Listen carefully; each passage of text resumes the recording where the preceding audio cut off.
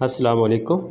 آج ہم آپ کو قرآن مجید کی صورتوں کے خاص میں سے سورہ واقعہ اور سورہ مجادلہ کے خاص کے بارے میں بتائیں گے۔ قرآن مجید نہایت خوش آوازی سے پڑھنا چاہیے، جس سے جس قدر ہو سکے۔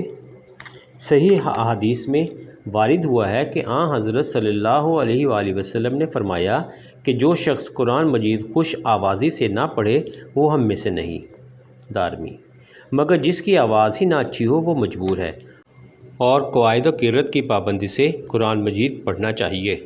راگ سے پڑھنا اور گانا قرآن مجید کا بالاتفاق مکروہ تحریمی ہے۔ قرآن مجید ٹھہر ٹھہر کر پڑھے، بہت عجلت سے پڑھنا بالاتفاق مکروہ ہے۔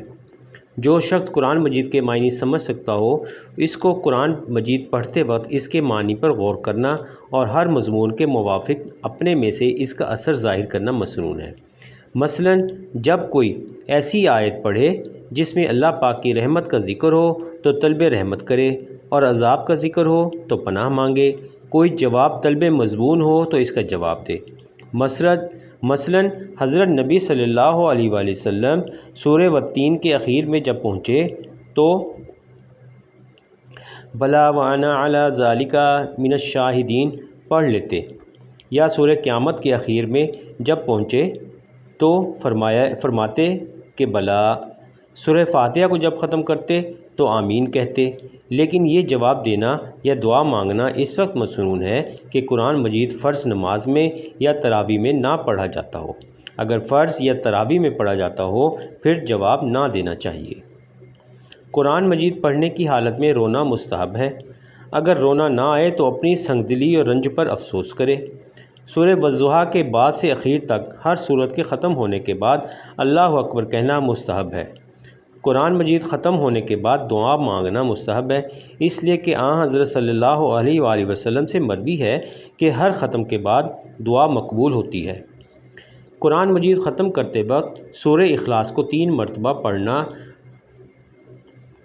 بہتر ہے، بشرط یہ کہ قرآن مجید خارج نماز میں پڑھا جائے۔ جب ایک مرتبہ قرآن مجید ختم کر چکے تو مسنون ہے کہ فوراً دوسرا شروع کر دے۔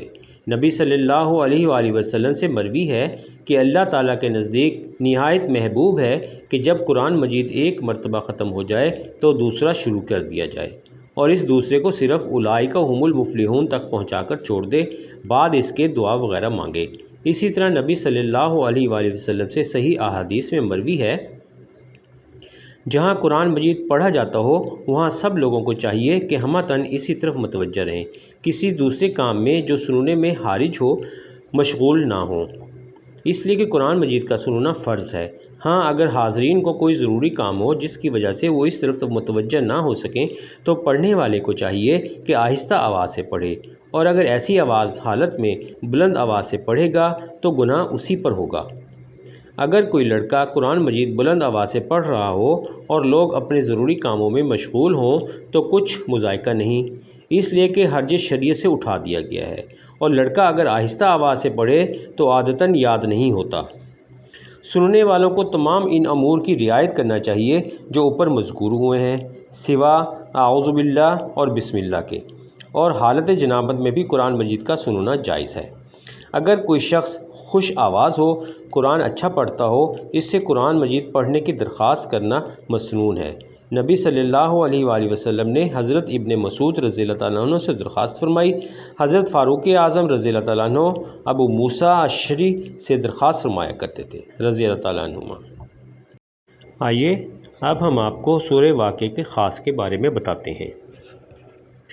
تبع تابعین میں بعض صالحین نے حصول غنا کے لیے عمل سورہ واقعہ کا اس طرح لکھا ہے کہ روز جمعہ سے 7 روز تک بلا ناغہ بعد ہر نماز فرض کے 25 بار پڑھے، پھر جب شب جمعہ آئے تو اس سورہ کو بعد نماز مغرب کے 25 مرتبہ پڑھے، پھر نماز عشاء کے بعد 25 مرتبہ درود شریف حضرت نبی کریم صلی اللہ علیہ وآلہ وسلم پر بھیجے۔ بعد ازاں ہر روز صبح شام ایک بار بعد نماز کے پڑھا کریں تو اللہ تعالیٰ اس کو غنی کر دے گا، یا جس مطلب کے واسطے پڑھے گا وہ مطلب پورا ہوگا۔ اعداد اس کے 1,98,924 ہیں۔ خاص سورہ مجادلہ۔ اگر کسی قوم میں جھگڑا فساد برپا ہو تو سورہ مجادلہ پڑھیں، کیونکہ اس سورہ شریف کا پڑھنا باہمی نفاق اور بغض و کینہ کو دور کرتا ہے اور مکروہ عادات کے بھی مجرب ہے۔ اس میں 1,34,247 عدد ہیں۔ جزاک اللہ۔ دعاؤں کی درخواست: اگر آپ نے ہمارے چینل ورلڈ وائڈ انٹرسٹ کو ابھی تک سبسکرائب نہیں کیا تو براہ مہربانی سبسکرائب، لائک اور شیئر ضرور کریں اور بیل آئیکن کو بھی پریس کریں تاکہ ہماری ہر نئی آنے والی ویڈیو آپ کو فوراً مل سکے۔ اگلی ویڈیو ہماری سورہ حشر، سورہ جمعہ کے خاص کے بارے میں ہوگی۔ السلام علیکم۔